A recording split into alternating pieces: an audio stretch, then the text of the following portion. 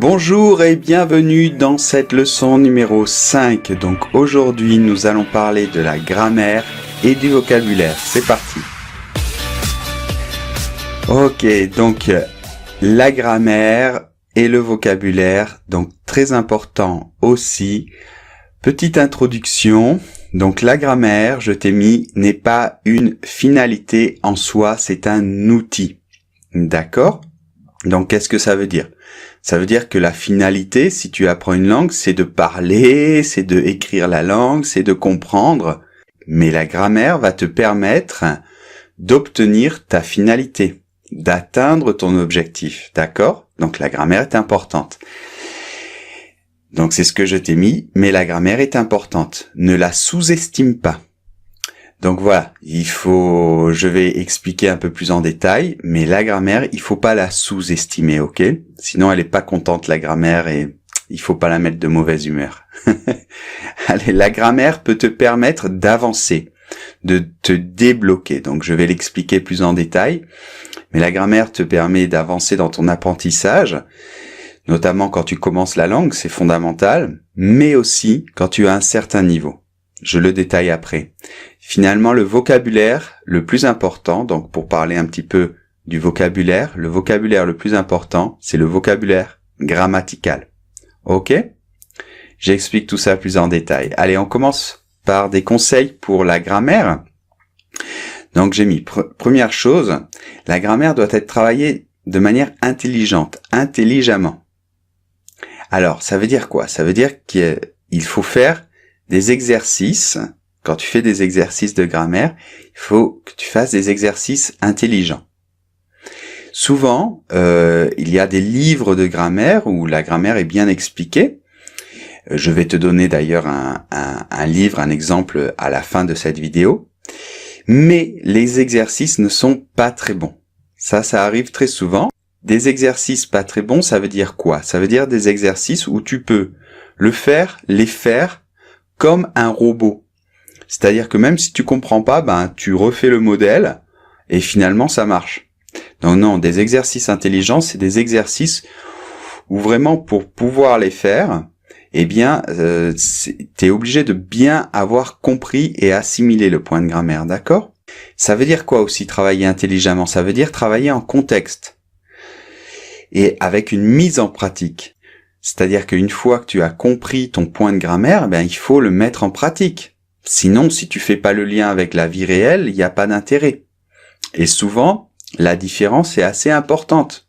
Donc à un moment ou à un autre, il faut mettre en pratique. Donc par exemple, à travers un dialogue, une scène que tu vas jouer et que tu vas faire. D'accord ? J'en parle un peu après.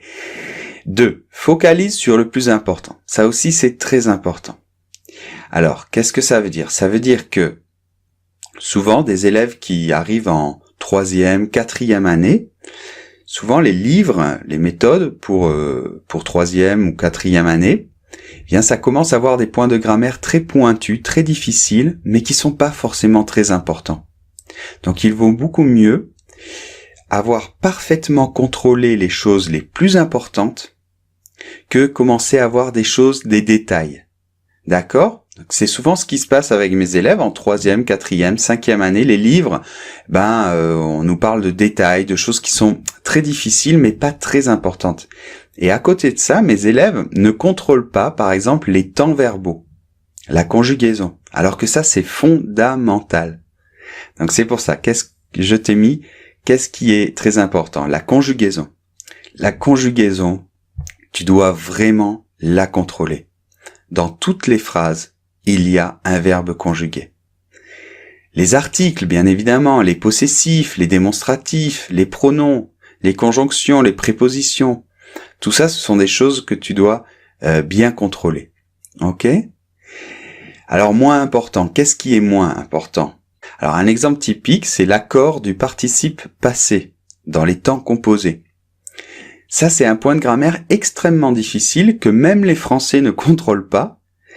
Et c'est pas très utile. Le seul problème, si tu te trompes, c'est tu vas faire une erreur d'orthographe. Mais même à l'oral, on ne l'entend pas.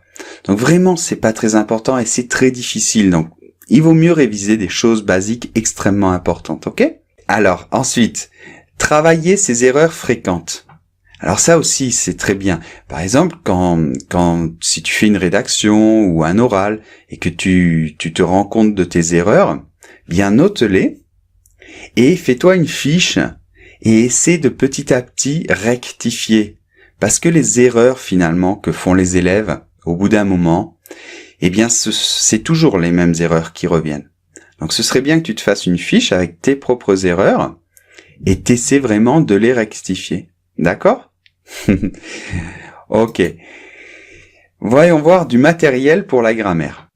Alors, la grammaire, il y a plein de matériel. Déjà, sur Internet, tu as plein d'exercices, plein d'explications. Mais je t'ai mis attention à Internet. Le problème d'Internet, c'est que c'est génial, mais il y a aussi des choses qui ne sont pas de très haut niveau. Et souvent, il y a des erreurs. Même dans les livres, d'ailleurs. Mais encore plus sur Internet. Par exemple, dans la correction des exercices, souvent, il y a des erreurs. Donc, bon. Il faut faire attention, et puis voilà, d'accord. Un livre, je vais te conseiller un livre, c'est la grammaire progressive du français. Donc ça explique très bien la grammaire, mais les exercices sont pas géniaux, ok? Mais bon, je voulais te mettre une référence. Et puis après, je t'ai mis mon matériel.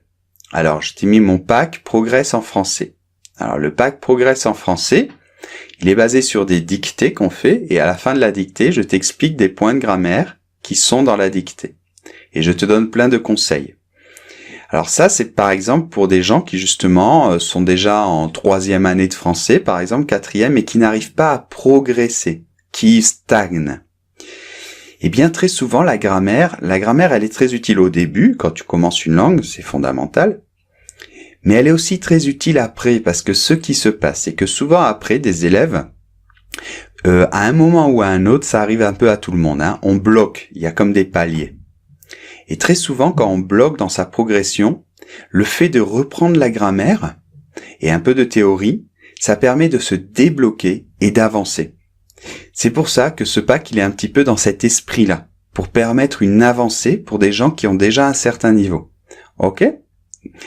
Et je focalise sur les points très importants de la grammaire, la conjugaison et les erreurs fréquentes. Je connais les erreurs que font tous les élèves et qui sont des erreurs importantes. D'accord ? Bien. Bientôt va sortir aussi un pack sur Français avec Pierre ou une méthode qui reprendra depuis le début la grammaire. D'accord ? Qui reprendra toutes les bases. Alors je resterai pas 3 leçons sur comment dire bonjour parce que les gens qui sont sur Français avec Pierre, ils ont un minimum de niveau. Mais je reprendrai tous les points importants de grammaire du début jusqu'à la fin en insistant sur les choses vraiment importantes. D'accord. Ok, donc ça, ce pack est pas encore sorti aujourd'hui. Peut-être que si tu regardes cette vidéo, il est déjà sorti. Donc à ce moment-là, le lien fonctionnera. D'accord ? Si le lien ne fonctionne pas, c'est que le pack n'existe pas encore. Ok, on continue. Des conseils pour le vocabulaire. Alors, pour le vocabulaire, première chose, apprends surtout le vocabulaire grammatical et les nombres. Alors, qu'est-ce que ça veut dire ? Imagine, par exemple, souvent on fait un cours sur la nourriture. Bon, c'est très bien, alors tu vas apprendre la nourriture. Et on te dit, apprends une liste de plein de nourriture. À manger, hein, la nourriture. Alors imagine le mot pomme, une pomme. Combien de fois tu vas utiliser le mot pomme dans la journée ? 0 ? Peut-être 1 ? Combien de fois dans l'année ? Peut-être 10, 20 fois. Bon. Combien de fois tu vas utiliser les verbes les plus importants en français ? On va dire les 80 verbes les plus importants ou les 60 verbes les plus importants. Tous les jours, tout le temps. Dans toutes les phrases, il y a un verbe. Combien de fois tu vas utiliser les pronoms, les adverbes, les possessifs, les prépositions, tout le temps. C'est pour ça que le vocabulaire, c'est très bien. Mais je pense que le mieux, c'est l'apprendre petit à petit.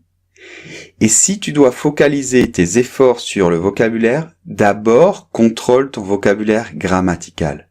Tu dois d'abord bien connaître les verbes les plus importants en français. L'infinitif, je parle pas de la conjugaison, mais même l'infinitif. Les verbes, ce sont souvent les mots les plus utilisés dans une langue. Et après, ce sont aussi tous les mots grammaticaux, les pronoms, certains adverbes. Alors je veux dire les adverbes comme par exemple les adverbes de temps, demain, hier, après-demain, tu vois, ce genre de choses, on l'utilise énormément. Les possessifs, mon, ta, etc. Donc tout ça c'est un peu de la grammaire aussi, hein. Mais si tu regardes les mots les plus utilisés dans une langue, c'est toujours le vocabulaire grammatical en fait. Ok ?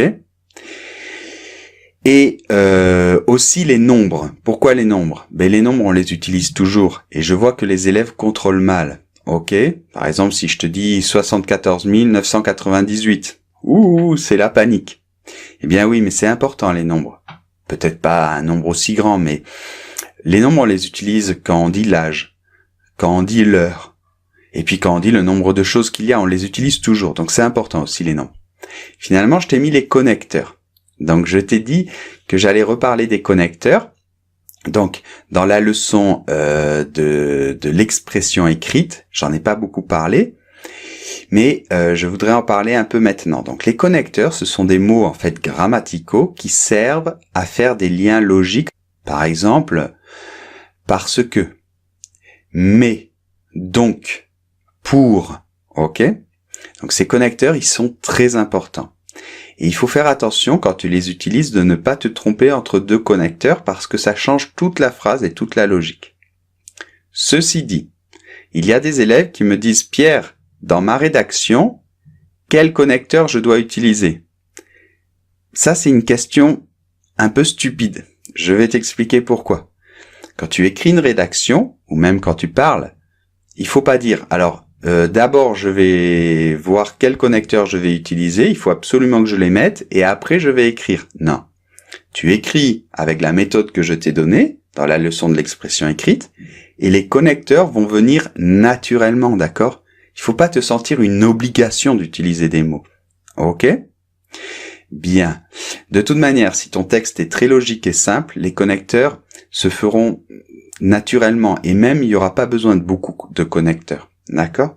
Donc il y a beaucoup de professeurs obsédés par les connecteurs logiques. Il faut pas être obsédé, ok ? C'est quelque chose qui doit venir naturellement dans une langue. Il faut pas être focalisé dessus, d'accord ? J'en ai un petit peu marre de ces histoires de connecteurs, que tout le monde m'en parle. Voilà. Bon, ensuite, pour le vocabulaire, eh bien comme je t'ai dit, le mieux c'est de lire, si tu veux enrichir ton vocabulaire, des journaux, des romans, et puis écouter plein de choses, d'accord ? Donc tu peux prendre des notes, tu peux avoir ton petit carnet de vocabulaire, c'est possible aussi, ok ? Finalement, troisième chose, attention à la prononciation. Donc, du vocabulaire, c'est bien, mais il faut savoir le prononcer. Donc, fais attention à ta prononciation et je te laisse le lien de mon pack pour améliorer la prononciation, d'accord ? Et attention au contexte, ok ? Parce qu'un mot, il faut savoir l'utiliser dans son contexte pour le comprendre. Il peut souvent avoir plusieurs sens, ok ?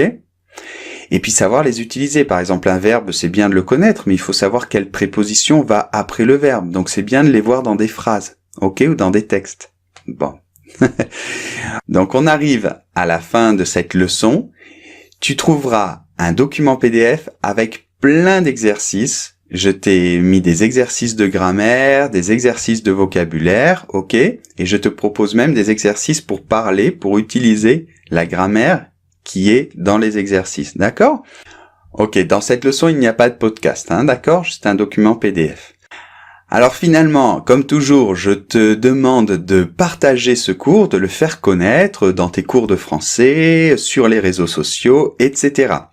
Et si tu as des messages plus importants, plus personnels, si tu n'arrives pas à télécharger un pack, si tu veux acheter du matériel et tu veux plus d'informations, etc., je te laisse le mail, comme toujours, pierre.profdefrançais@gmail.com. Merci beaucoup d'avoir suivi cette leçon. On se retrouve dans la leçon numéro 6 et on parlera de la prononciation. Au revoir.